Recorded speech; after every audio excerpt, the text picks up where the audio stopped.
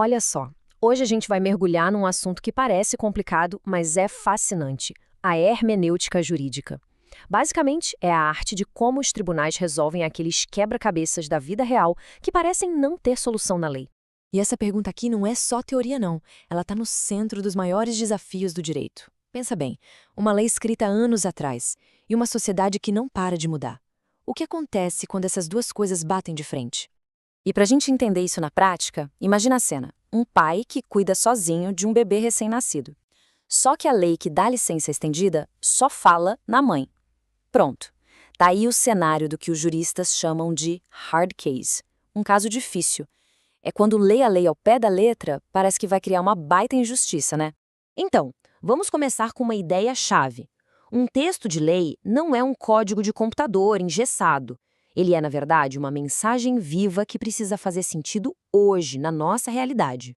Exato. A lei precisa de um intérprete, como um juiz, para conectar o que está escrito com as novas configurações da sociedade. O papel dele não é só ler, é entender o espírito da coisa e aplicar no mundo real. E essa interpretação não é um achismo, não é de qualquer jeito. Ela tem uma bússola moral, os valores da nossa Constituição. Dignidade, igualdade, a isso se dá o nome de dimensão axiológica. É o que guia todo o raciocínio.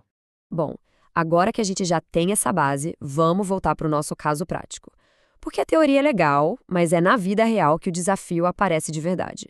E olha só o impasse que se forma. De um lado, a interpretação literal, fria. A lei diz mãe, então só a mãe tem o direito. Ponto.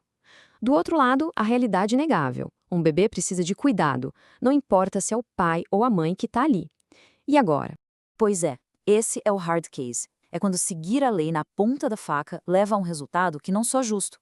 Então a pergunta de US$ 1 milhão é: como o sistema jurídico resolve isso sem o juiz simplesmente rasgar a lei e criar outra? A resposta está em lidar com os chamados conceitos indeterminados. A própria lei, às vezes, usa palavras mais abertas de propósito, deixando um espaço para o intérprete preencher o significado olhando para o caso concreto. E para preencher esses espaços, os juristas têm um verdadeiro kit de ferramentas. São métodos específicos para navegar nessas situações complexas. Vamos dar uma olhada. A primeira ferramenta é a interpretação sistemática. A ideia é que nenhuma lei é uma ilha. Para entender uma parte, você precisa olhar para o todo, para o sistema inteiro, para a Constituição. É como montar um quebra-cabeça. E no nosso caso, a Constituição diz que os direitos da criança têm prioridade absoluta. Opa, isso muda tudo. Esse princípio vira uma lente poderosa que faz a gente reler a lei da licença com outros olhos. O foco sai do gênero e vai para a necessidade da criança. A segunda ferramenta é a interpretação teleológica. O nome parece estranho, mas a pergunta é simples. Para que essa lei foi criada? Qual é a finalidade dela? Qual era o objetivo? E quando a gente se pergunta isso, a resposta é clara. A finalidade da licença não é só a recuperação física da mãe. O objetivo principal é garantir o bem-estar e o desenvolvimento saudável do bebê. E essa necessidade não muda se o cuidador é o pai, certo? Bem, se a gente já entendeu o propósito da lei, aí entra a interpretação extensiva. Ela permite esticar o alcance da regra para que ela cumpra de verdade o seu objetivo. Se a letra da lei ficou mais curta que a sua intenção, a gente ajusta. E aqui está o resultado prático. Para cumprir o propósito da lei, que é proteger a criança, o tribunal estende o benefício de 180 dias para o pai solteiro. A igualdade, nesse caso, é para a criança.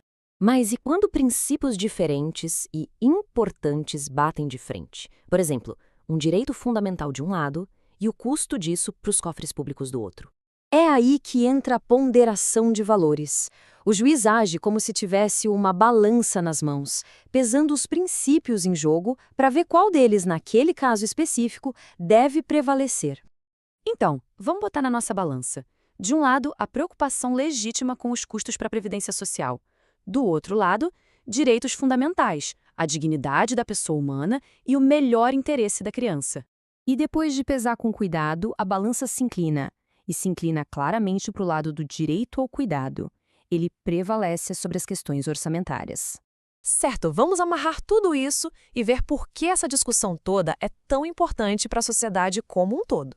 O que a gente viu aqui não é um juiz decidindo com base no que ele acha. É um processo estruturado, racional, que permite que a lei continue relevante e justa num mundo que não para de mudar. E essa é a beleza da coisa. É um jeito do direito evoluir sem criar uma bagunça, sem quebrar a segurança jurídica. O sistema se adapta de uma forma lógica e que faz sentido. E para fechar, fica uma reflexão.